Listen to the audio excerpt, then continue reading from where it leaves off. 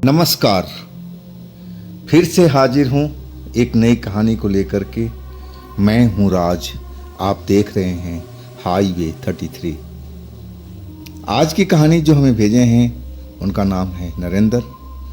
नरेंद्र झारखंड के रहने वाले हैं और ये घटना तब की है जब नरेंद्र की शादी हुई थी नई नई, लगभग 20 साल पहले, यानी 2004 के आसपास की बात है। ये झारखंड की बात है। तो आइए चलते हैं नरेंद्र की कहानी में। लेकिन दोस्तों, अगर आप इस चैनल पर पहली बार जुड़े हैं और अभी तक इस चैनल को आपने सब्सक्राइब नहीं किया है तो दोस्तों जल्दी से कर लीजिए और साथ में बेल आइकन को जरूर दबाइएगा ताकि वीडियो का नोटिफिकेशन सबसे पहले आपके पास पहुंचे, आप मेरी वीडियो कोई मिस ना कर पाएं। तो शुरू करें आज की कहानी। दोस्तों, मेरा नाम नरेंद्र है। मैं दिल्ली में रहता था। 2004 की पहले की बात है, लगभग 2002 या 2001 जब मैं दिल्ली में आया था। वैसे मैं झारखंड का रहने वाला, गांव का रहने वाला। गांव में मेरे माता पिता और थोड़ी बहुत जो खेती बाड़ी थी वही थी। और मैं अब शहर में आ गया था, एक रेस्टोरेंट में काम करता था और धीरे धीरे खाना बनाने का सारे गुर मैंने सीख लिया था। आखिरकार मेरी जब शादी की बात चली और इसके बाद शादी भी हुई, मैं गांव में आ गया था। और मेरे जो पिताजी थे उनकी तबीयत पहले भी खराब रहा करती थी। अब उनको देखभाल करना था और करने वाले अब मेरे घर में मेरे अलावा कोई नहीं था। मेरी जो बड़ी बहन थी अब अपने ससुराल में थी। मेरे पिताजी कहना था कि नरेंद्र, जो तू दूसरे के रेस्टोरेंट में काम करता है तो क्यों ना यहाँ पर कोई ढाबा खोल ले रोड पर और काम अपना शुरू कर। शहर में जाने के बजाय यहीं पर काम कर और मेरी भी देखभाल करता रहेगा, घर बार भी देखता रहेगा। अब तो तेरी शादी भी हो गई, पत्नी यहीं पर है। बात मुझे पिताजी की जम गई थी। अब ढाबा के लिए पूंजी भी चाहिए। उतना पूंजी तो था नहीं जितना लगना था उसमें, लेकिन मैं उसे घबराया नहीं। मैं प्रबंध करने लगा। जो कुछ था मैं अपना तो लगाया ही। अब आखिरकार जो मेरी पत्नी का जेवर वगैरह थे वो भी गिरवी रखना पड़ा, वो भी मैंने रख दिया और ले देकर मैं एक रोड पर ढाबा का शुरुआत किया। बड़ी खुशी थी, बड़ी उमंग थी कि मैं अब एक ढाबा का मालिक हूँ और कुछ दिन में ढाबा मेरे चलने लगेगा और फिर मैं शहर जाने की ज़रूरत नहीं पड़ेगी, नौकरी करने की ज़रूरत नहीं पड़ेगी। मैं अपने ढाबे में ही कई लड़कों का रखूँगा, कामगारों का रखूँगा। मैं खुद अब एक मालिक बन चुका था। खुशी तो होती थी, खुशी थी भी मुझे इस बात का। अब ढाबा का शुरुआत तो मैंने कर दिया। रोड पर ढाबा हमारे गांव से करीब करीब 1.5 किलोमीटर या 1.25 किलोमीटर की दूरी पर था। सुबह मैं ढाबा पर आ जाता तड़के और अपने काम में जुट जाता। जो कुछ मैं दिल्ली में सीखा था रेस्टोरेंट में खाना बनाने का, और वो मैं अब यहाँ पर अपना हुनर को दिखाने लगा। लेकिन यहाँ तो हुनर का कोई कदर ही नहीं था। जो भी कोई आता, कोई ना कोई बात का बहाना बनाता कि इसमें नमक ज़्यादा है, मिर्ची कम है, स्वाद नहीं आ रहा है। अब मेरा जो दिल था उदास होने लगा। अरे भाई, इतने टॉप क्लास के मसाले इस्तेमाल मैं कर रहा हूँ, खुद का बनाया हुआ, और बेहतरीन खाना बनाकर मैं लोगों को परोस रहा हूँ, और तभी भी लोगों को खाना पसंद नहीं आ रहा। भाई, कैसा खाना चाहिए? मुझे कुछ समझ में नहीं आ रहा था। लेकिन मैं जो था लोगों की बात को सुनता रहा और कुछ ना कुछ बदलाव करता रहा। जैसे जैसे लोग कहते थे कि आप इस तरह से खाना बनाओ, यहाँ पर यही चलता है, मैं उस तरह से भी खाना बनाने लगा। लेकिन लोग बाग का रवैया यही था कि खाने में कोई स्वाद नहीं आ रहा है, चल ही नहीं रहा, मज़ा नहीं आ रहा है। अब मैं क्या करूं भाई? मैं निराश होने लगा था। पूरा जब 2 महीना बीत चुका था, अब ढाबे में आमदनी के नाम का कोई चीज़ तो नहीं थी। ले दे करके वही जो था मेरा जो जमा पूंजी, अब तो सारा कुछ खर्च हो चुका था।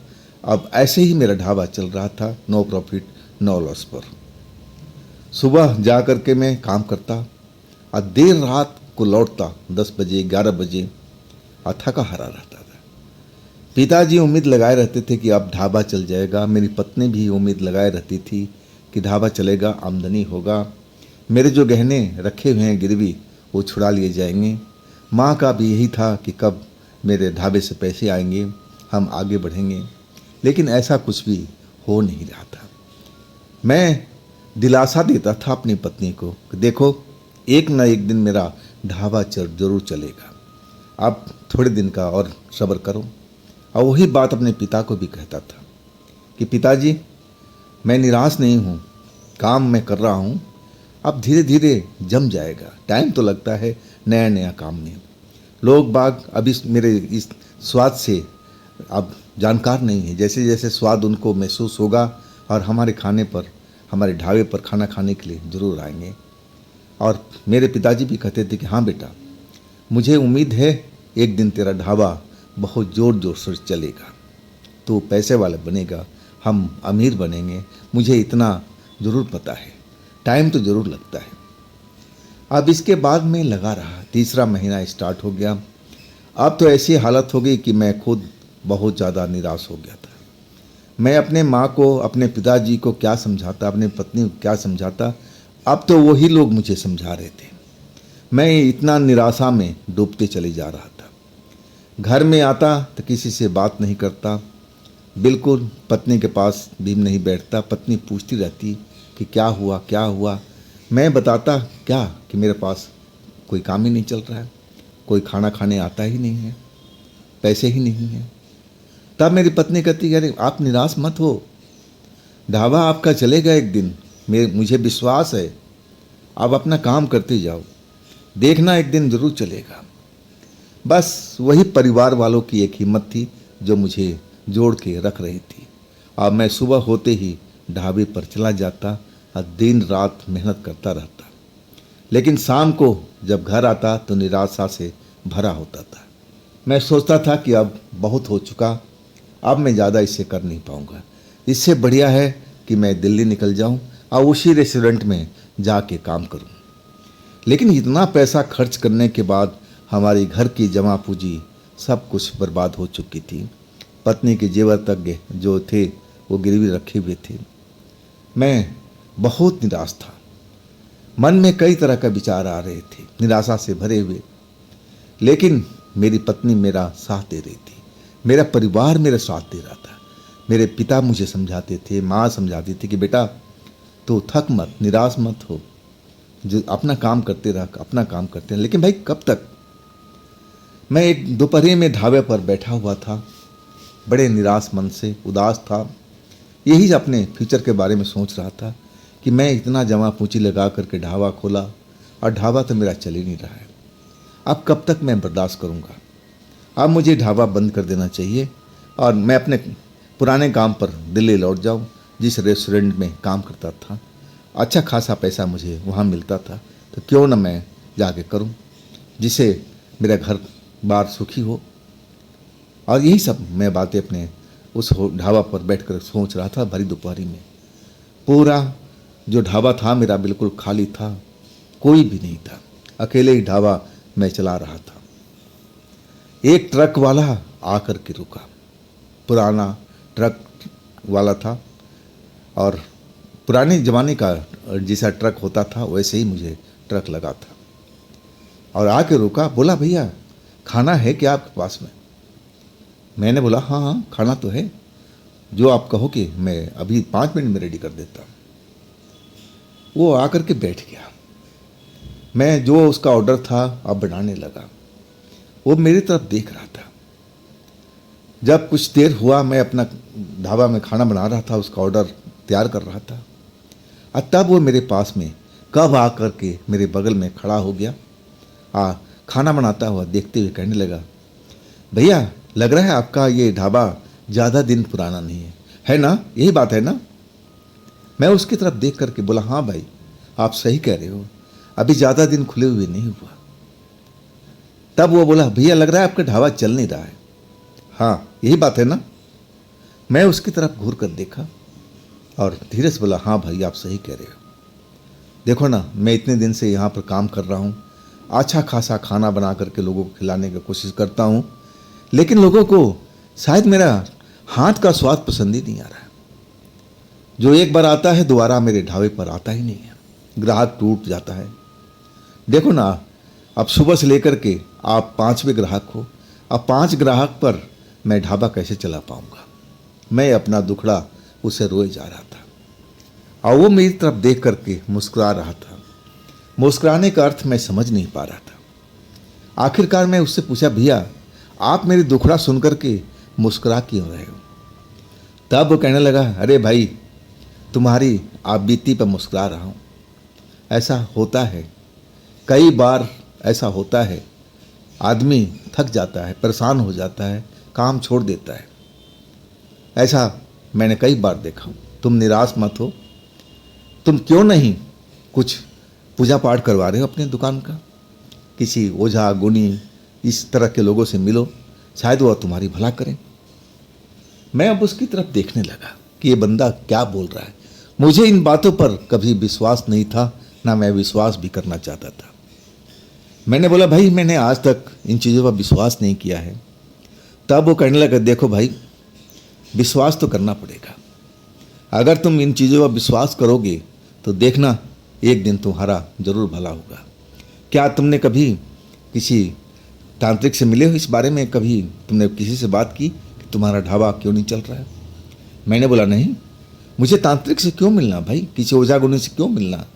क्या मेरे दुकान में, मेरे ढाबा में कोई भूत प्रेत का वास है क्या। तब वो जो ड्राइवर था अब मेरी तरफ देखते हुए मुस्कुरा करके कहने लगा, मुझे तो ऐसा ही लग रहा है भाई, जिस तरह से तुम्हारा ये हालात हुआ पड़ा है ना, अब मुझे देख करके अब विश्वास हो चुका है कि तुम्हारे ढाबे के अंदर में कुछ है जो तुम्हारा ढाबा चलने नहीं दे रहा है। अब तो मुझे पूर्ण विश्वास हो गया है।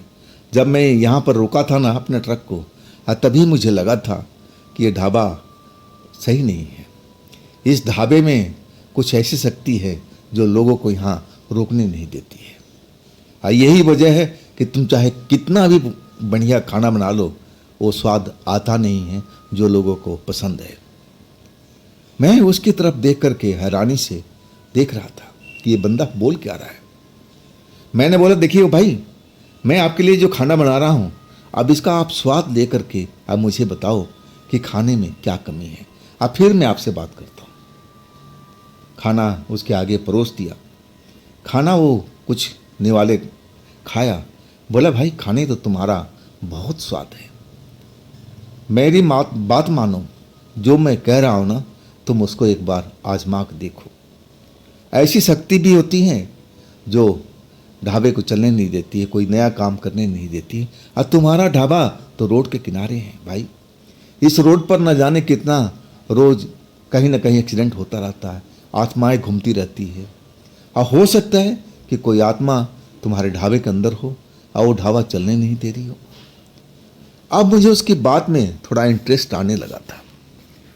मैं कुछ बात उसकी समझ रहा था कि जो कहना चाहता है, क्या चाहता है, वो क्या बताना चाहता है। मैं पूछा, भाई तो इसके बारे में मैं क्या कर सकता हूँ, आप मुझे कोई राय दो जिससे मुझे मेरी ढाबा चल जाए।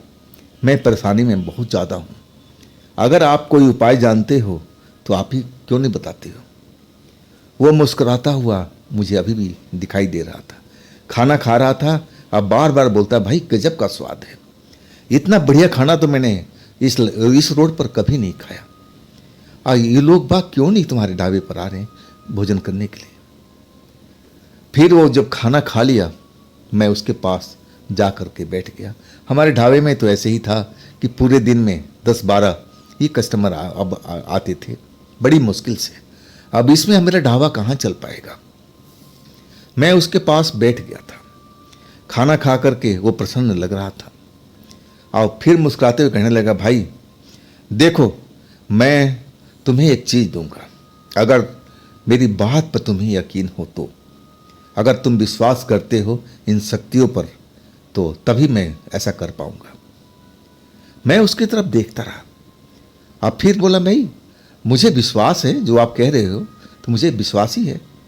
तब वो कहने लगा कि नहीं, इस तरह नहीं भाई, सही दिल में तुम्हारा विश्वास जग रहा है इन शक्तियों के बारे में, तब मैं आपका कुछ मदद कर सकता हूँ। नहीं तो जाने दो भाई, जैसे आप चला रहे हो अपना काम चलाते रहो, मुझे क्या, मुझे तो रोड पर चलना है, मैं तो चलता ही रहूँगा। यहाँ नहीं खाऊंगा, कहीं दूसरी जगह खाऊंगा, खाना तो मुझे खाना ही है। लेकिन मुझे आपकी स्थिति देख करके मुझे दया आ रही है, और तभी मैं ये बात बोल रहा हूँ। मैं उसकी बात सारी समझ चुका था, जो कुछ कहना चाहता था, क्योंकि मुझे इन काली शक्तियों पर विश्वास नहीं था। मैं भूत प्रेत पर यकीन करता ही नहीं था, और वो मुझे यकीन दिलाना चाहता था कि तुम यकीन करो, ये शक्ति होती है। तब मैंने बोला, भाई ठीक है, जब आप इतना कह रहे हो तो मैं यकीन करता हूँ, आप बताओ मुझे क्या करना है। बोला, भाई बस कुछ समय दो, मैं अभी ट्रक से आ रहा हूँ। और इसके बाद वो उठा और सीधा अपने ट्रक के पास गया। वापस आया ना, तो एक कपड़े के अंदर में कुछ लेके आ रहा था, पोटली से बना हुआ था। आया सीधा, और वो पोटली मुझे पकड़ा दिया। बोला, भाई आपने ढाबे का जो भीतरी कमरा है, अब वहाँ पर मुझे लेके चलो। मैं उसकी तरफ देखता रहा, वो मुस्कुराता रहा। और फिर मैं कोई सवाल जवाब नहीं किया। अब मेरे पास में कोई दूसरा विकल्प तो था नहीं। मैं तो बिल्कुल तरह से अब बर्बाद हो चुका था। अब तो ऐसा मेरा ढाबा हो चुका था कि आज बंद करूं कि कल बंद करूं। तब क्यों ना इस विकल्प पर मैं अपना काम करूं, आजमाऊं, इसको भी देख लेता हूं। जो बंदा ये कह रहा है, अगर इससे कुछ मेरा भला होता है तो क्यों ना करूं। और वही सोच करके मैं पिछले कमरे में, जहाँ स्टोरेज रूम था मेरा, अब मैं वहाँ पर ले गया।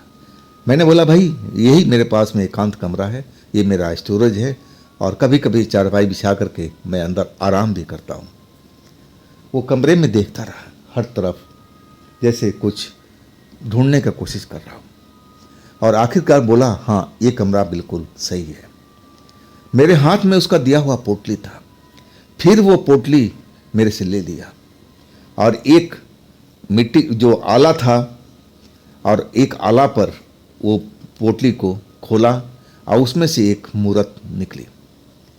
मूरत एक औरत की थी, मिट्टी का बना हुआ लग रहा था मूरत। वो अब बहुत पुरानी मूरत लग रही थी। उसमें जो पेंट वगैरह थे उखड़े उखड़े से लग रहे थे। देखने में एक औरत लग रही थी, जिसके जुल्फे अब खुले हुए थे, साड़ी पहन रखी थी, और चेहरा सुंदर दिख रहा था। मैं उस औरत को देखता रहा जो वो मूर्ति में थी, कि भाई ये क्या चीज़ है, क्यों मुझे दे रहा है, इस जगह पर मुझे क्यों रखने के कह रहा है। तब वो बोला कि देखो, इस मूर्त को तुम यहाँ रख दो, और इसके बाद तुम देखो तुम्हारे साथ में क्या होता है। अब फिर मैं आते जाते रहूँगा, और फिर तुमसे मिलूँगा। पहले तुम ये चीज़ को आजमा कर देखो। इस मूर्त से तुम्हें कोई फ़ायदा होती है तो मुझे ज़रूर बताना। मैं हफ्ता में 10 दिन में इस रोड से गुजरता ही रहता हूँ। मैंने उसकी बात को मान लिया। जहाँ बता रहा था उस मिट्टी की मूर्त को मैं रख दिया। मैंने बोला, अब इसको क्या करना होगा। बोला, कुछ नहीं करना है, कोई पूजा पाठ करने की ज़रूरत नहीं है, आपने मूर्ति रख दिया, इतना ही काफ़ी है। इसके बाद ये मूर्ति ही काम करेगी, ये तुम्हारे जो ढाबा है इसको बढ़ाने के काम करेगी। तुम देखना, एक दिन जब आऊँगा ना, तो तुम्हारे ढाबे पर भीड़ लगा होगा। मेरी बात को तब विश्वास करोगे। आखिर इस मिट्टी की मूर्ति में, वो भी पुरानी, जगह जगह से पेंट उखड़ा हुआ, और ये क्या कर सकती है भाई इतनी पुरानी मूर्ति। क्या इसमें कोई जादू मंत्र है? कोई भगवान का भी तो मूर्ति नहीं है, ये ना जाने किस औरत की है, और इतनी पुरानी मूर्ति है। लेकिन मैं विश्वास किया उसका बात का। चलो देखते हैं भाई। इसके बाद कुछ देर हम लोग बाहर आए, बातचीत करते रहे, और वो कहता था कि मैं इस रोड से गुजरता रहता हूँ, हफ्ता दिन, 10 दिन, 15 दिन में कोई ना कोई चक्कर लगता रहता है, तो फिर मैं आपसे मिलूँगा। इसके बाद वो चला गया। जाते जाते बोला, भाई खाना बहुत गजब का था आपने जो बनाया, लोगों को ज़रूर अब पसंद आएगा। देखना, ऐसे ही खाने बनाते रहना, स्वाद मत बदलना, चाहे कुछ भी हो। एक दिन तुम्हारा ढाबा जरूर चलेगा। इसके बाद चला गया। लेकिन मैं उस बात को ज़्यादा वैल्यू नहीं दिया। मुझे लगा कि कहीं ये सरफिरा इंसान तो नहीं है। मैं उसकी बात को विश्वास अब बिल्कुल नामात्र का कर रहा था। दिल में था कि चलो ये कुछ टोटका किया है तो अच्छी बात है, शायद कुछ बात बन जाए। लेकिन अगले अगले पल मेरे मन में विश्वास होता ही नहीं था। और आखिरकार जहाँ मूर्ति बताया था वहाँ तो रखा हुआ था, कोई पूजा पाठ थोड़ी करनी थी मुझे, जहाँ रखा हुआ है वहाँ रखा हुआ था। और इसके बाद शाम तक मैं वहीं अपना रात तक रहता था। रात में भी 2-4 कस्टमर ज़रूर हमारे ढाबे पर रुकते थे और उनको भी खाना पसंद आता था। लेकिन जो और लोग थे जो एक बार खाना खा के जाते थे दोबारा होटल पर नहीं आते थे। अब ये बात मुझे समझ में नहीं आती थी। लेकिन आज का जो काम था मेरा ख़त्म हो चुका था। अब मैं इसके बाद अपने घर पर चला आया। आज निराशा मन में बहुत कम थी जितना हर रोज़ हुआ करती थी कि चलो इस ड्राइवर ने उस मूर्ति को दिया है, अब देखते हैं इसे मेरा क्या भला होता है। अब मैं घर पहुंच गया रोज़ की तरह। लेकिन इसके बारे में, मूर्ति के बारे में अब मैं अपने परिवार में ना अपने पत्नी को बताया, ना अपने पिताजी को, ना अपनी माँ को। अब मैं ऐसे ही नहीं बताया कि पता नहीं इस मूर्ति में क्या हो और क्या हो सकता है। मुझे इस पर अभी भी विश्वास नहीं था। ऐसी करके मैं ये सारी बात अपने घर में किसी को नहीं बताया। अगले दिन पहुंचा, ढाबा खोला सुबह सुबह और स्टोर रूम में गया। वाकई स्टोर रूम में जो सफाई देखी तो मैं दंग रह गया। क्योंकि रात के टाइम में जब मैं निकला था तो हर जगह पर अस्त व्यस्त सामान पड़ा हुआ था और वैसे ही मेरा दिल दुखी रहता था। सब्जी वगैरह जो जहाँ था पड़ा रहता था। लेकिन जैसे ही स्टोर रूम खुला ना तो मुझे लगा कि यहाँ कोई झाड़ू वाड़ू लगा गया क्या, साफ सफाई कर गया क्या, मुझे ऐसा ही लगा। मैं एक नज़र उस मूर्ति को देखा। जैसी मूर्ति मुझे देख करके मुस्कुरा रही हो, औरत की मूर्ति थी और उसकी जुल्फे जो थी अब नीचे तक बनाया गया था, दर्शाया गया था, साड़ी पहनी हुई थी, चेहरा सुंदर था। लेकिन जो नीचे का हिस्सा था कपड़ा वगैरह बनाया हुआ था, साड़ी वाड़ी, और वो पेंट उसमें उतरा हुआ था। देखने में थोड़ा अजीब लगता था लेकिन चेहरा बहुत सुंदर था। आंखें सबसे शानदार, जिसने बनाया था ना, जो भी कलाकार होगा इस मूर्ति को बनाया होगा और वो गजब का कलाकार होगा। सबसे बेहतरीन आंखें, नाक और उसका होठ। एक नज़र आप उस मूर्ति की आंख को देखो ना तो आप देखते ही रह जाओगे, जैसे मूर्ति अब आपसे कुछ कहना चाहती हो, ऐसा मुझे लगता था। आखिरकार मैं उस स्टोर रूम से बाहर निकला। मेरे बदन में आज गजब की फुर्ती थी। जब मैं स्टोर रूम खुला था ना, सफाई वफाई देखी तो मुझे बड़ा अच्छा लगा। शरीर में जो फुर्ती थी एक आ गई थी। काम में अपना जल्दी जल्दी जुट गया और सही मायने में अब जैसे ही मैं ढाबा स्टार्ट किया अब कस्टमर तो आने लगे। खाना का ऑर्डर मुझे मिलने लगा। 1 आया, 2 आया, 3 आया। दिन भर में लगभग 10 कस्टमर को मैं हैंडल करता था। 5 सुबह से लेकर के दोपहर तक, अब फिर 5-6 रात तक। इसके बाद मेरा काम ख़त्म हो जाता था। इससे ज़्यादा कस्टमर आते नहीं था। लेकिन सुबह से जब मैंने काम स्टार्ट किया ना तो वाकई कस्टमर का तो आना बस लगा ही रहा। दोपहर तक मैंने 50 कस्टमर को हैंडल कर चुका था। मैं तो वाकई आश्चर्य में था। खाना जो मैं बनाता था रोज़ की तरह ही बनाता था। जैसा स्वाद था वही स्वाद को मैं एक तरह से पकड़ के रखा था, उसको आगे पीछे नहीं होने देता था। लोग बाग खाने का तारीफ कर रहे थे। कल तक तो मेरे होटल का, ढाबा का हालत ख़राब था। तो ये सब लग रहा है कैसे हो रहा है। तब मुझे ध्यान आया उस ड्राइवर की बात को कि देखना तुम्हारी ढाबा अब कैसे चलना शुरू हो जाएगा। आखिरकार ये रहस्य क्या है? रहस्य मुझे समझ में नहीं आ रहा था, लेकिन मुझे समझना भी नहीं था। मुझे ढाबे में कमाई करनी थी और वही अब मेरे साथ हो रहा था। कस्टमर मेरे बढ़ते जा रहे थे।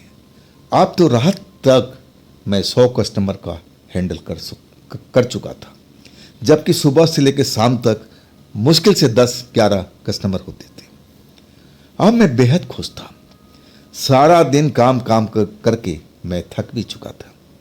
आखिरकार ढाबा बढ़ाने का अब टाइम आ चुका था। अब सबसे पहले स्टोर रूम में सारा सामान समेट करके मैं रखने लगा, रोज की तरह। जब सारा सामान समेट कर रख दिया तो अनायास मेरी जो नज़र थी उस मूर्ति पे पड़ी। और जैसे मूर्ति कह रही है कि अब बताओ अब कैसा लग रहा है। उसकी आंखों में न जाने कैसा जादू था। मैं तो बस देखता ही रह गया था। एकदम मुझे लग रहा था कि मेरे से बात कर रही हो, ऐसा मुझे आभास होने लगा। मैं जल्दी से इस रूम से बाहर निकला, दरवाज़ा बंद करके, और सीधा ढाबा को लॉक किया और फिर अपने घर की तरफ निकल पड़ा। मैं आज बहुत खुश था। कमाई सही हो गई थी। ऐसा ही कमाई में मेरी होटल चलता रहे, रोज कमाई ऐसा होता रहे तो मुझे शहर जाने की जरूरत नहीं पड़ेगी। मैं जल्दी अपने पत्नी का जेवर भी छुड़ा लूँगा और जिनसे मैं कर्जा ले रखा हूँ इस ढाबे के लिए उनका भी चुकता कर दूँगा। मैं खुश था। अब अपने घर पर अब पत्नी को बताया कि आज मैंने इतना कमाई किया है, तो पत्नी कहने लगी, हाँ मुझे विश्वास था कि आपका होटल चलेगा, ढाबा चलेगा। देखा ना मेरी बात को, आप मान गए ना। मैं बोला, हाँ तुम्हारी बात को जरूर माना हूँ, तभी तो उस ढाबे पर इतने दिन तक रुका हुआ हूँ। अब वही रोज की बातें, खाना पीना खा करके आराम करने लगे। सुबह अपने ढाबा पर फिर लौटा। जब ढाबा खोला, स्टोर रूम में गया तो रोज की तरह जैसे मैंने परसों रात को देखा था, अब ढाबे में सफाई थी। उस जगह पर भी सफाई थी स्टोर रूम में जहाँ मैं सारा सामान रखता था, जैसे कोई झाड़ू लगा गया हो, साफ सुथरा कर रखा हो। और नज़र जब पड़ी उस मूर्ति पर तो मेरी आंखें उसी तरफ उठी रह गई।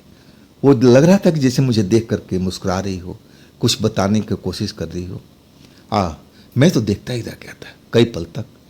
जब बाहर से किसी कस्टमर ने आवाज़ दिया, नरेंद्र नरेंद्र आ जाओ भाई, तब मेरे ध्यान उस मूर्ति से टूटा। इसके बाद मैं ढाबे पहुंच गया। अब रोज ऐसा ही होने लगा। रोज मेरे कस्टमर बढ़ने लगे। अब मेरी ढाबे में कमाई होना शुरू हो गया। अब तो मुझे लगने लगा कि मैं अकेले ये सारा काम कर नहीं पाऊंगा, मुझे कोई ना कोई लड़का रखना पड़ेगा। ये सब 5-6 दिन में ये सब मेरे साथ में इतना बढ़ चुका था। मेरा होटल का काम, ढाबा का काम अब बढ़ चुका था। अब मुझे एहसास होने लगा कि मैं अकेले कर नहीं पाऊंगा, अब मुझे लड़की की जरूरत पड़ेगी। आखिरकार अपने गांव से ही मैं 2 लड़के को रखा अपने ढाबे पर, और मेरा काम जोरों से चल रहा था, लगातार चल रहा था। रोज पर रोज नए नए कस्टमर आ रहे थे, और जो एक बार खाना खा के जाता तारीफ करके जाता, और वो लौटता भी जब भी इस रोड से गुजरता तो मेरे ढाबे पर खाना जरूर खाता था। वास्तव में अब मुझे लगने लगा कि अब मेरा ढाबा चल पड़ा है, अब कोई दिक्कत, कोई परेशानी नहीं। अब घर के परिवार भी मेरा खुश था। मैं रोज़ बताता था कि आज इतनी कमाई हुई, आज इतनी कमाई हुई।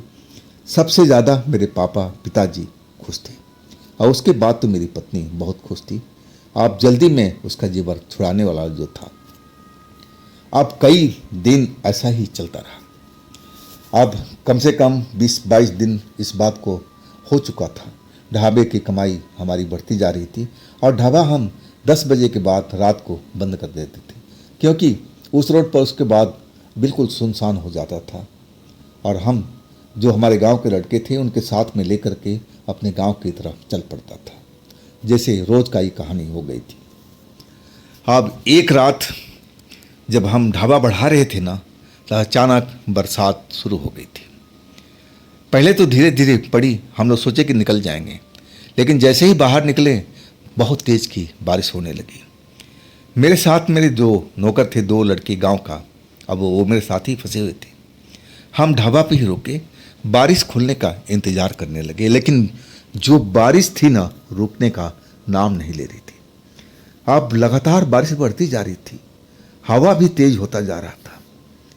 अब इंतज़ार करते करते घंटा से ऊपर हो चुका था, मतलब 11 से ऊपर का टाइम हो चुका था, और बरसात तब जाके धीरे धीरे धीरे धीरे बंद हुई। अब फिर हम लोग अब ढाबे से निकले, और जैसे ही बाहर निकलने लगे तभी लगा कि स्टोर रूम में कुछ हलचल हुई हो, जैसे कोई बड़ा सा सामान स्टोर रूम के अंदर गिरा हो। मेरे जो नौकर थे, मेरे गांव के लड़के, कहने लगे, भैया ये स्टोर रूम में कुछ सामान गिरा है, आपने आवाज़ नहीं सुना? मैंने बोला हाँ मैं भी सुना हूँ, चलो देखते हैं क्या गिरा है। मैं जाकर स्टोर रूम खोला और देखा तो उसमें जो जहाँ सामान था वो वही था, कुछ भी सामान इधर उधर गिरा नहीं था। तो आखिर ये गिरने की आवाज़ कहाँ से आई थी? जब मेरी ध्यान उस जगह पड़ी जहाँ वो मूर्ति मैंने रखी हुई थी, वो मूर्ति अपनी जगह पर थी ही नहीं। मैं देख करके हैरान हो गया, अरे ये मूर्ति कहाँ गई भाई, कहाँ गई? मैं इधर उधर देखने लगा, नीचे देखने लगा, जहाँ कहीं हो सकता है नीचे मूर्ति गिर गई हो, लेकिन वहाँ थी नहीं। अब मैं इधर उधर देख रहा था और लड़के पूछ रहे भैया क्या ढूंढ रहे हो, क्या ढूंढ रहे हो? मैंने बोला भैया तुमने यहाँ देखा था ना एक मूर्ति रखा हुआ था पुरानी सी, एक औरत की मिट्टी की मूर्ति। बोले हाँ भैया ये तो यही थी। तो आखिर गई कहाँ पर? हम तीनों लोगों ने मिलकर के उस स्टोर रूम में पूरा मूर्ति को देख लिया, जो भी सामान था वहाँ पर हटा करके अच्छी तरह से देख लिया, बाहर भी देख लिया, कहीं हम गलती से बाहर तो नहीं ले आकर रखे, लेकिन ऐसा कभी हो ही नहीं सकता था, हम उस मूर्ति को हटाए तक नहीं थे। तो अपने आप मूर्ति कहाँ चली गई? आखिरकार जब मूर्ति नहीं मिली तो मुझे बड़ा आश्चर्य हुआ। अब आधी रात होने जा रही थी, अब सोचे कि चलो अब सुबह देखा जाएगा, अब तो रात काफ़ी हो गई है, इस बारे में कल बात करेंगे। मेरे मन में एक खटका सा हो गया था कि आखिर ये मूर्ति अपने आप कहाँ चली जाएगी? कैसे हो सकता है भाई, मिट्टी की मूर्ति, क्या उसमें पंख लग गए हैं, क्या पैर उसमें लग गए हैं जो अपने आप चल के कहीं जा सकती है? अब रात ज़्यादा हो चुकी थी तो हम तीनों अब अपने ढाबा को बंद करके सबसे पहले स्टोर रूम का ताला लगाया, इसके बाद ढाबे का गेट लॉक किया और तब हम अपने गांव की तरफ चल पड़े तीनों लोग बात करते हुए। वो लड़की जो थे मेरे साथ के वो भी कहते भैया वो मूर्ति गई तो कहाँ गई, किसकी मूर्ति थी? लेकिन मैं उनके बारे में, उस मूर्ति के बारे में उन लड़कों को बताना नहीं चाहता था। मैं उनका जो बात थी, रहस्य था उस मूर्ति के अंदर में, वो उनको मैं बिल्कुल नहीं बताया। अब मैं सोचा कि चलो सुबह में आके एक बार मूर्ति को ढूंढा जाएगा, और वो ट्रक ड्राइवर भी तो नहीं आया था जो मुझे मूर्ति दे कर गया था। आखिरकार हम लोग चलने लगे, बारिश बंद हो चुकी थी, अब रास्ते के दोनों साइड खेतों में पानी भरा हुआ था। हमारे जो लड़के थे दोनों आगे आगे चल रहे थे और मैं तीसरे नंबर पर था। अब गांव का रास्ता तो ऐसा ही होता था, पगडंडी टाइप की, दोनों साइड में खेत, खेतों में पानी भरा हुआ बरसात का। हम सूखे रास्ते पे चल रहे थे, यानी पगडंडी के ऊपर में, और उसके बाद छपाक छपाक की जैसे कोई पानी में चल रहा हो। मैं मुड़ करके पीछे देखा तो देख करके तो मेरी हालत खराब हो गई। मेरे पीछे एक औरत आ रही थी, लेकिन पगडंडी पर नहीं, खेतों में पानी के साथ साथ चल रही थी, पानी के अंदर चल रही थी, और उसकी पैरों की आवाज़ छपाक छपाक से आवाज़ निकल रही थी। मैं हैरान रह गया। वो आवाज़ जब हमारे दोनों लड़कों ने सुना तो वो भी मुड़ करके देखे, अब वो भी देख करके एकदम रुक गए थे। वो औरत ना जाने कब हमारे पीछे आ रही, हम लोगों को मालूम ही नहीं पड़ा। मैं रुक सा गया उस औरत को देख करके कि हो सकता है ये हमारे गांव की औरत हो और ना जाने इस वक्त कहाँ से आ रही हो, क्या इसकी परेशानी है और कौन है ये, थोड़ा जानकारी ले लिया जाए। आश्चर्य में ज़रूर थे हम लोग तीनों के तीनों। हम रुक गए, और जैसे रुके ना तो जो औरत थोड़ी सी फासले पर थी वो भी अब रुक गई। वो सूखी पगडंडी पर नहीं चल रही थी, खेतों के जो पानी भरा हुआ था उसमें चल रही थी। जैसे हम लोग रुके वो भी रुक गई। ये क्या मतलब भाई? हम और मेरे दोनों लड़के अब आपस में बात करने लगे कि आखिर ये औरत हमारे गांव की किसके घर की हो सकती है, ये इतनी रात को आखिर कहाँ से आ रही है, आइए अभी रुक क्यों गई, क्या ये डर रही है? मुझे लगा कि शायद यही है, चलो हम लोग आगे चलते हैं। आज जैसे ही हम लोग आगे चलना शुरू किया, वो औरत अब चलना शुरू कर दिया। जितना आगे हम लोग जाते उतना आगे वो भी आती, फासला बना करके चलती रही। अब रात का मामला था, इसलिए हम लोग पूरी तरह से उसको देख नहीं पाए कि आखिर कौन है ये। लेकिन इतना तो अंदाज़ा लग चुका था कि हो सकता है हमारे गांव की औरत हो, और हम लोगों से शायद अब डर रही थी उस रात में, इसलिए वो थोड़ा फासला बना के चल रही थी। हम अपने गांव के सीमा पे पहुंच गए थे। दोनों लड़के का जो रास्ता था वो अलग था, और वो अपने रास्ते पर निकल गए और हम अपने गली में अब आ चुके थे। वो औरत उस तरफ नहीं गई जिस तरफ में वो दोनों लड़कों का घर था, उधर नहीं गई। वो हमारे गली में आ रही थी। अभी भी हमारे बीच बहुत फासला था। मेरे पीछे ही आ रही थी। अब मैं थोड़ा आश्चर्य में था कि आखिर ये औरत का घर शायद हमारी गली में है। यही हो सकता है कि हमारे पीछे पीछे आ रही है। मैं जब अपने दरवाजे पर पहुंचा और दरवाजे पर आवाज़ लगाने लगा अपने माँ को कि माँ दरवाज़ा खोलो, मैं आ चुका हूँ। और जैसे ही मैं अपने दरवाजे पर रुका, वो औरत जहाँ थी वहीं रुक गई, गली में। आप थोड़ा मुझे आश्चर्य जरूर हुआ कि आखिर ये औरत कौन हो सकती है और ये हमारा पीछा क्यों कर रही है, मेरा पीछा क्यों कर रही है। अब माँ ने दरवाज़ा खोल दिया, बोली बेटा बरसात में आप ज़्यादा बरसात हो गई बेटा, तुम भीगे तो नहीं।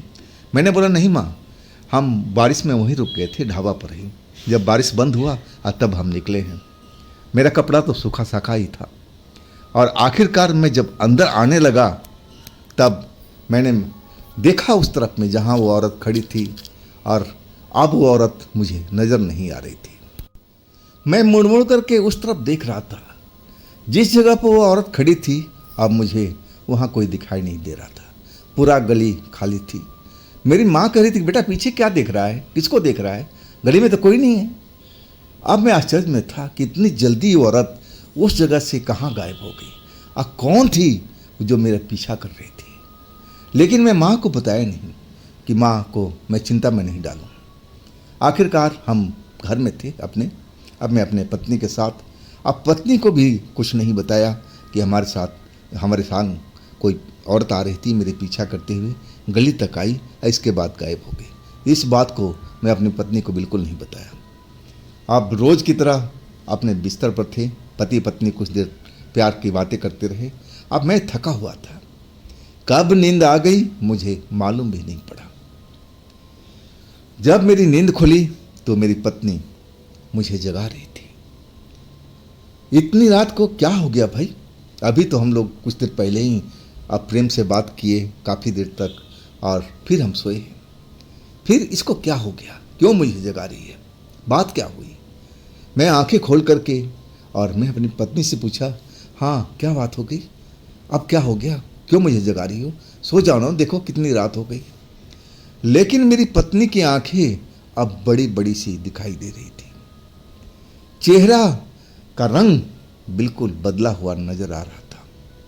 ये क्या हुआ भाई, इसका ये हालत कैसी हो गई, ये कौन है वो। मैंने इस तरह ऐसा लगा कि एक अनजानी औरत है, ऐसा मुझे महसूस हुआ कुछ पल के लिए। मैं बोला ये क्या हरकत है, तुम मुझे क्यों जगा रही हो, ये अपना चेहरा ऐसे, आंखें कितना मोटी कर रखी हो। मैं उसकी आंखों की तरफ देखते हुए कहने लगा, और तब वो कुछ नहीं बोली, जैसे लगा कि वो मुझे दबा रही हो, मेरे सीने पर सवार हो गई हो, ऐसा उसने किया था। जब ऐसा करने लगी मैंने, क्या ये बदतमीजी है, ये क्या कर रही हो तुम, ये मजाक का वक्त थोड़ी है, अरे भाई तुम सो जाओ, मुझे भी सोने दो, अब मेरे सीने से उतरो तुम। मैं उसको समझाता रहा लेकिन वो समझने को राजी नहीं थी। लग रहा था उस पर कोई नशा सवार हो चुका है, जैसे दारू का सेवन कर रखी हो। मेरी बात को तो समझ ही नहीं पा रही थी, और मैं जितना भी कोशिश कर रहा था सब कुछ बेकार जा रहा था। आखिरकार मुझे गुस्सा आया। मैं अपनी पत्नी को धकेला, ये क्या बदतमीजी है, क्या कर रही हो। पत्नी मेरी अब एकदम उकड़ू बैठ गई पलंग पर, अब मेरी तरफ देख करके गुस्से में जैसे कांपने लगी हो, बदन पूरा उसका कांपने लगा। एक अजीब अजीब सी आवाज़ उसके मुंह से निकलने लगी। वो आवाज़ मेरी पत्नी की हो ही नहीं सकती थी, जैसी आवाज़ उसके मुंह से निकल रही थी। चेहरा भी बड़ा डरावना सा लग रहा था उस वक्त में। और मैं बोला ये क्या नाटक कर रही हो इतनी रात को, देखो मम्मी पापा सोए हुए हैं और ये नाटक तुम अपना बंद करो, बहुत हो चुका है, तुम मुझे डराने की कोशिश कर रही हो ना, मैं डरने वाले लोगों में से नहीं हूँ। लेकिन वो डरा कहाँ रही थी, वो तो अपने होश में थी ही नहीं। अजीब सा हरकत मेरे साथ में वो कर रहे थे। आखिरकार मुझे जोर जोर से डांटना पड़ा कि देखो, अगर तुम शांत नहीं हुई तो मैं मम्मी को आवाज़ दूंगा, मम्मी आएगी आज तब तुम अपने आप शांत हो जाओगे। लेकिन इतना बोलने के बाद भी वो उस पर कोई असर नहीं हो रहा था। वो एकदम से जैसे नशे में हो मुझे दबोचने की तैयारी में लगी हुई थी। बार बार मैं धक्का दे रहा था कि नहीं, मेरे पास में आना मत, दूरी रहो। अभी तो हम लोग कुछ देर पहले इतनी देर से प्रेम से बात किए हैं, अब इसका क्या मतलब है, फिर तुम होश में नहीं लग रही हो, मुझे लग रहा है। मैं बार बार उसको समझाता रहा लेकिन कोई असर नहीं हो रहा था। आखिरकार उसमें इतनी ताकत थी कि वो मुझे दबोच ही लिया और ना चाहते हुए भी उसका साथ मुझे देना पड़ा उस रात में। लेकिन अब जब मैं उस रात को जब सोचता हूँ कि वो पहली रात जो मेरे साथ ये घटना घटी थी, मैं उसी वक्त में माँ को बता देता और तो हो सकता था कि मेरा कुछ बचाव हो जाता। लेकिन मैं उस घटना को अपनी माँ को बता नहीं पाया था उस रात को, शर्म लिहाज करके। और उसी बात का अफसोस था कि उस वक्त मैं माँ को आवाज़ दे देता तो हो सकता था कि मामला वहीं ख़त्म हो जाता। ये मेरी सबसे बड़ी गलती थी। आखिरकार जब सुबह हुई तो जैसी मेरी पत्नी थी अपने होशो हवास में थी। मैं पूछा, ये रात में तुमने मेरे साथ क्या बदतमीजी की? वो कहने लगी, मैंने कहाँ किया। मैं रात की सब बात उससे बताने लगा। वो मेरी बात सुन करके हैरान थी। अब बोली कि मैं ऐसा कर सकती हूँ क्या, आपको विश्वास है? मैं उसको क्या बताऊँ कि तुमने रात में मेरे साथ में कितनी तकलीफ दी है, क्या क्या किया है। मैं सब कुछ बता रहा था। अब मेरी बात सुन करके हैरानी में पड़ी हुई थी। कहने लगी, मैं ऐसा नहीं कर सकती, आप ज़रूर मजाक कर रहे हो। खैर उस रात का बात ख़त्म हो गया। मैं अपने काम पर निकल गया। दोनों लड़के भी अब साथ में चले जाकर दिन भर। और वही था कि अब ढाबा मेरा मज़े में चल रहा था, कमाई हो रही थी, कस्टमर आ रहे थे, जाते ही हम लोग काम पर जुट गए थे। इसके बाद वही रात हुआ। 10 बजे के बाद हम अपना ढाबा बढ़ा देते थे और तीनों लड़के हम चल पड़े थे अपने गांव की तरफ। आज बादल जरूर थे आसमान में, लेकिन बारिश जो थी नहीं हो रही थी। और हम तीनों बात करते हुए उसी गांव के पगडंडी पर चलते जा रहे थे। और अचानक मुझे कुछ आहट महसूस हुई। जब आहट महसूस हुआ ना, तो मैं मुड़ करके देखा। मैं क्या देखता हूँ कि वैसी ही औरत जो रात में कल दिखी थी, इसी जगह पर आते हुए, पगडंडी पर नहीं, पानी के अंदर, खेतों के अंदर। और वही औरत आज भी पगडंडी, सूखी पगडंडी पर चल रही थी, कुछ फासला देकर। जितना कल रात में फासला था उतना ही फासला। अब तो मैं हैरान हो गया उस औरत को देख करके कि भाई ये औरत कहाँ से आ रही। कल भी मुझे दिखाई पड़ी मेरे पीछे आते हुए और आज भी मेरे पीछे आ रही है। और मैं अपने दोनों लड़कों को बोला, देखो ये औरत कल वाली लग रही है, देखो ना पीछे मुड़ करके। दोनों लड़कों ने देखा और हम एक तरह से रुक गए थे। जैसे ही रुके तो औरत भी रुक गई। अब वो दोनों लड़के भी कहने लगे, हाँ भैया आप सही कह रहे हो, ये कल वाली औरत लग रही है, कपड़ा लत्ता कुछ ऐसे ही दिख रहा है जैसे कल पहन रखी थी। आखिर कौन हो सकती है भैया? एक लड़का बोला, भैया मैं जाकर उससे पूछता हूँ। और बिना कुछ बोले समझे वो पीछे की तरफ चल पड़ा। आज जैसे ही पीछे चलने लगा वो औरत पीछे हटने लगी। जितना आगे जाता वो औरत भी उतना ही पीछे हट जाती। और आखिरकार वो लड़का रुक गया। अब फिर वो आगे आया तो औरत काफ़ी दूर थी, बिल्कुल बहुत फासला था उसमें। वो आया, बोला, भैया ये क्या चल रहा है, ये औरत कौन हो सकती है? हमारे गांव की हो सकती है, लेकिन ये इतना हम लोग उसे दूरी क्यों बना रखी है? अगर ये कहीं से आ रही हो तो इसको शर्माने की क्या जरूरत, इसको डर लग रहा है क्या? अब दोनों लड़के ऐसा ही कुछ बोलने लगे थे। लेकिन मैं कल की बात सोच रहा था कि कल बारिश की रात में जब हम आ रहे थे तब भी औरत ये मुझे नज़र आई थी और मेरा पीछा करते करते घर तक पहुंची थी। तो आखिर ये कौन औरत है, आई हमारी पीछा क्यों कर रही है? तब हम अपने लड़के से बोला, चलो आगे चलते हैं, मरन दो, हमें क्या करना है, कोई भी हो, हमें क्या लेने देना है। हम बात करते हुए चलने लगे, लेकिन मेरा जो ध्यान था उस औरत की तरफ था। हम बात करते हुए जा रहे थे, लेकिन मैं मुड़ मुड़ कर देख रहा था। अब वो औरत फासला बना करके हमारी तरफ ही आ रही थी। आखिरकार गांव के सीमा के अंदर पहुंचे। उन दोनों लड़कों का रास्ता जो था उस रास्ते पर मुड़ गए। अब मैं जो था अपनी गली की तरफ मुड़ गया। जब गली में अपना आया ना, तब मुड़ करके देखा कि जितना फासला कल की रात में था उतना ही फासला पर औरत हमारे गली में खड़ी थी। जब मैं दरवाजे पर पहुंच गया, माँ को आवाज़ देने लगा, और जैसे ही माँ ने दरवाज़ा खोला, अब मैं मुड़ करके देखा तो औरत गायब हो चुकी थी, कल की तरह। माँ मुझे हैरानी से गली में झांकते हुए देख रही थी और कहने लगी, अरे बेटा क्या देख रहा है, कल भी तू देख रहा था, क्या है इस गली में। मैं माँ को क्या बताता कि मैंने क्या देखा है, मेरे पीछे कौन आ रही है। मैं माँ को बोला, माँ कुछ भी नहीं। अब हम अंदर थे रोज़ की तरह। अब वही जो कल रात में हुआ था, अब वैसे ही आज रात में मेरी पत्नी वैसे ही मेरे साथ में करने लगी, जबकि हम आधा घंटा पहले ही प्रेम कर चुके थे, प्रेम भरी बातें हो चुकी थी। अब मैं गहरी नींद में आ चुका था और अचानक मेरी पत्नी फिर मुझे झंझोड़ने लगी किसी जानवर की तरह। कुछ बोलना चालना नहीं, कुछ भी आवाज़ नहीं।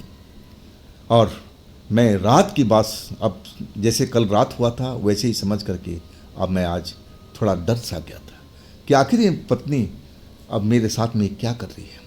आधा घंटा पहले तो हम लोग सोए थे और ये फिर इस पर क्या नशा सवार हो गया। तब मुझे लगने लगा कि ये बात मुझे मेरी माँ को बताना चाहिए, और मैंने सुबह का इंतज़ार किया। अब उस वक्त तो बताना ठीक नहीं था। अब जैसे सुबह हुआ तो मैं सोचा कि माँ को ये बात बता दूँ, लेकिन ऐसा लग रहा था कि जैसे कोई शक्ति हो और वो मुझे रोक रही हो कि देख, तू ये सब बात अपनी माँ से बता नहीं सकता। जैसे मेरे गला को कोई दबाने की कोशिश कर रहा हो, आवाज़ घोटने की कोशिश कर रहा हो। और वही हुआ, मैं अपनी जो बात थी, जो मैं माँ को बताना चाहता था, वो बता नहीं पाया। अब मैं अपना दुकान पर, अपने ढाबे पर उन लड़कों के साथ चल पड़ा। लेकिन रास्ते भर मैं अपनी पत्नी की हरकतें को सोचता रहा कि आखिर कल रात भी ऐसा इसने किया और फिर आज रात भी ऐसा किया, तो इसको क्या हो गया। ये औरत कौन है जो मेरी रात को पीछा कर रही है 2 दिन से। और इसी वजह से मुझे लग रहा है कि मेरी पत्नी के साथ ये ऐसा कुछ तो नहीं हो रहा है। अब मेरा जो माथा था ठटकने लगा था ये सब सोच करके, आखिर ये औरत कौन है या क्यों मेरा पीछा कर रही है। घर तक आती है, गली में आ जाती है, इसके बाद गायब हो जाती थी। अब सारा दिन तो अपने काम में लगे रहे। काम तो काफ़ी बढ़ा हुआ था, कस्टमर आते जा रहे थे। अब रात का वक्त हो गया था, लेकिन उस रात को काफ़ी कस्टमर अभी भी थे। जब हम लोग तीनों लोग निकले ना, तो रात के 11 बज चुके थे। और मैं अब सही मायने में उस रात में बहुत डरा हुआ था। और उस रात मेरे पास में टॉर्च भी था, ताकि औरत दिखाई पड़े ना, तो टॉर्च की रोशनी जला करके मैं उसका चेहरा देखने का कोशिश भी करूँगा। मैंने पूरी तैयारी कर रखी थी। अब जब हम रात को निकले तीनों लोग उसी पगडंडी पर, गांव के रास्ते पर, तो कुछ दूर चलने पर मैं बार बार मुड़कर देख लेता, टॉर्च जला के भी रोशनी से देख लेता कि मेरे पीछे कोई आ तो नहीं रहा है। लेकिन उस रात वो औरत नज़र नहीं आई। हाँ, घर जब पहुँचे, अब रोज़ की तरह पत्नी के साथ प्रेम व्यवहार करना, इसके बाद सो जाना, यही तो काम था। अब फिर तीसरी रात भी वही घटना जो पत्नी 2 रात से मेरे साथ कर रही थी, और वो करना शुरू कर दिया। अब इस रात को मैं एकदम परेशान हो चुका था। मैं सोचा कि इसी रात में मैं अपनी माँ को आवाज़ देता हूँ, और वही मैंने किया। मैं पलंग से उतर कर जल्दी से अब माँ को आवाज़ देने लगा कि माँ जल्दी आना, जल्दी आना। माँ हड़बड़ा कर अपने कमरे से निकली और बोली, क्या हुआ बेटा, क्या हुआ बेटा। मैं कमरे के अंदर इशारा करके बोला, देखो ये मेरी पत्नी क्या ये कर रही है, इसका चेहरा देखो कैसी बनी हुई, आंखें बिल्कुल मोटी मोटी सी लग रही है। मेरी माँ कहने लगी, क्या मजाक कर रहा है, जाओ सो तुम। मैंने बोला, माँ आपसे क्या मजाक करना, देखो तो अंदर जाओ तो सही। मेरी माँ ना चाहते हुए भी कमरे के अंदर में गई, मुझे डांटते हुए कि क्या इस रात में मजाक कर रहा है, ये सोने की रात है और तुम लोग इतनी रात को जगे हुए हो, ये क्या मतलब है। लेकिन जब जैसे गई तो मेरी माँ ने देखा कि मेरी पत्नी उकड़ू बैठी हुई है, बाल जुल्फे खुले हुए हैं, आंखें मोटी मोटी सी नज़र आ रही है। ऐसा जब ये करती नहीं थी, माँ को देख करके पर्दा जरूर करती थी। और वो पलंग से उठ नहीं रही थी, आंखें फाड़ फाड़ करके माँ को घूर रही थी। माँ ने जब ऐसी उसकी शक्ल देखी तो डांटने लगी, अरे बहू ये क्या कर रही हो तुम? तुम्हें लाज हया का कोई मतलब है, शर्म है कि नहीं तुम्हें? लेकिन मेरी पत्नी पर इसका असर नहीं पड़ रहा था। तब माँ को गुस्सा आ गया। माँ पलंग के नज़दीक पहुँच गई और मेरी पत्नी का हाथ पकड़ के कहने लगी, पहले तुम पलंग से उतरो, बड़ों के साथ ऐसा थोड़ी किया जाता है, उतरो नीचे, उतर के मेरे से बात करो। लेकिन मेरी माँ को मेरी पत्नी ने जोर से धक्का दे दिया और एक भारी आवाज़ में, औरत की ही आवाज़ थी लेकिन बहुत भारी आवाज़ थी, और कहने लगी कि बुढ़िया अपने काम से मतलब रख, और तू इस जगह से भाग जा, अपने कमरे में चला जा, और ना तो तेरी मैं खून पी जाऊंगी। वो भारी आवाज़ सुन करके मैं भी डर चुका था और मेरी माँ तो कांपने लगी थी। ये क्या हो रहा है मेरे पत्नी के साथ में? माँ जल्दी से उठी, दरवाजे से, घर से बाहर, पूरा बदन डर से कांप रहा था उसका, और मेरा हाल तो कुछ ऐसा ही हुआ पड़ा था। और मेरी माँ अब रोते रोते कहने लगी, इसके ऊपर कोई चुड़ैल सवार हो गई बेटा, चुड़ैल आ गई है इसके ऊपर में, कल भगत जी को बुलाना पड़ेगा, भगत जी को बुलाना पड़ेगा।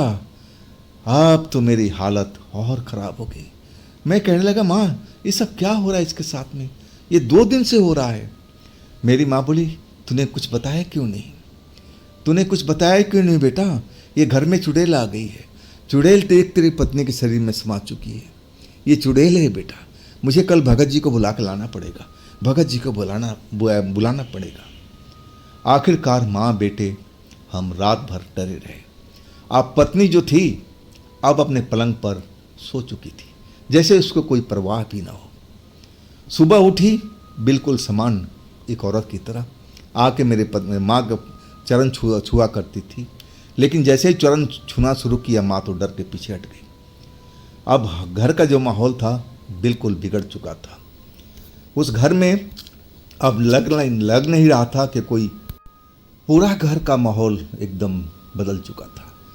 हम माँ बेटे डरे हुए थे। अब माँ ने पिताजी को भी बता दिया रात को घटना, जो कुछ भी हुआ था। पिताजी भी डरे हुए थे और माँ भगत जी को बुला के ले आई। भगत जी से कुछ छिपाया नहीं गया, सब कुछ बताया गया। भगत जी आए, झाड़ फूँक किए मेरी पत्नी के ऊपर में, और कहने लगे कि अब सब कुछ सही हो जाएगा, चिंता की बात नहीं है। हाँ, उसके ऊपर ज़रूर कोई साया था आज जिसको मैंने भगा दिया है। अब डरने की आवश्यकता नहीं है, आप लोग अब आराम से रहो, कुछ नहीं होगा। अगर कुछ होता भी है तो मुझे बुला लेना। और इसके बाद माँ कहने लगी कि देख अब सब कुछ सही हो गया। भगत जी बहुत पहुँचे हुए ओझा तांत्रिक है, और अब उन्होंने जो कर दिया है ना झाड़ फूँक, अब जो आत्मा थी, जो चुड़ैल थी तेरे पत्नी के ऊपर, वो उतर चुकी है। आप कोई डरने की ज़रूरत नहीं है। मैं अपना पत्नी का चेहरा भी देखा, बातचीत भी किया, और लग कहीं से भी नहीं रहा था कि रात वाली पत्नी है। बिल्कुल जो पहले वाली मेरी पत्नी थी अब वैसे ही थी। लड़के आ चुके थे, दुकान हमें जाना था, लेकिन मेरी माँ कह रही थी कि बेटा आज रहने दे, आज घर पर ही रहा। मैं कहने लगे नहीं माँ, दुकानदारी का मामला है, एक दिन ढाबा बंद हो गया तो ग्राहक टूटने शुरू हो जाते हैं, और मैं ऐसा कभी नहीं चाहूँगा। मैं खुश था कि चलो मेरे घर से जो विपदा थी वो ख़त्म हो गई, अब मुझे कोई डरने की आवश्यकता नहीं है। लेकिन ये मेरा मन का बहन था।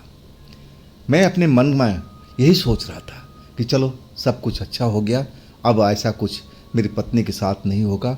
मैं रात में आऊँगा तो पत्नी मेरी पहले की तरह नज़र आएगी, लेकिन ये मेरी भूल थी। तो दोस्तों ये थी आज की कहानी। इसका अगला भाग मैं कल लेके आऊँगा। कहानी लंबी है, 2 पार्ट में है। अब जो दूसरा पार्ट है मैं कल लेके आऊँगा। आपको कल तक का इंतज़ार ज़रूर करना पड़ेगा। और आज की कहानी आपको कैसी लगी आप ज़रूर कमेंट करके मुझे बताइएगा। और हाँ दोस्तों, अगर आपके पास भी ऐसी कोई घटना है जो आप मुझे बताना चाहते हैं तो आप मुझे इंस्टाग्राम पर या मेरे व्हाट्सएप नंबर पर अपनी कहानी को, अपनी घटना को आप शेयर कर सकते हैं। और हाँ दोस्तों, इस चैनल को भी आप लोग सब्सक्राइब करें, लाइक करें, शेयर करें। हाँ, फिर हम मिलते हैं इसी चैनल पर इसी टाइम में कल। आप लोग अपना ख्याल रखिएगा। नमस्कार।